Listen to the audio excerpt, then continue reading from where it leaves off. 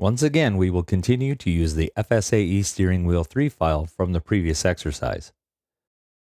Assessing our component to this point, we've extruded the thickness of the plate, including the holes for the bolts, added a clearance hole for the shaft, and added fillets to the sharp edges to smooth them.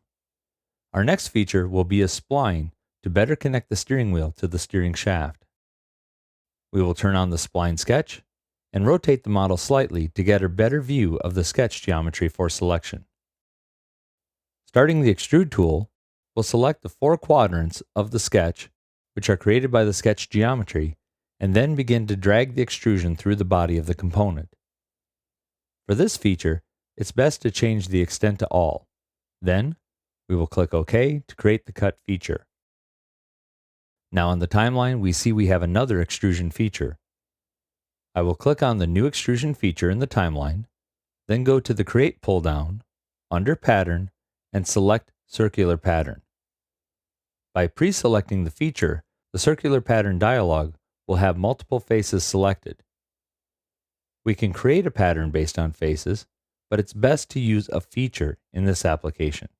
So I will change the pattern type from faces to feature, which will clear the existing selection set.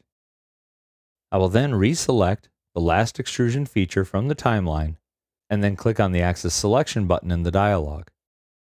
This will turn on the origin indicators for the model, and we'll select the Y-axis, which is represented in green. Immediately a preview will appear with 3 instances. We'll need to change the number to 16. When the preview updates, click OK to generate the pattern feature. It's much easier to create a sketch for one spline, extrude it, and then pattern the feature than to create and control a more complex pattern sketch. Now let's rotate to the top view and then zoom to fit. Now it's time to save the file, adding the version description, spline, then finishing the save operation.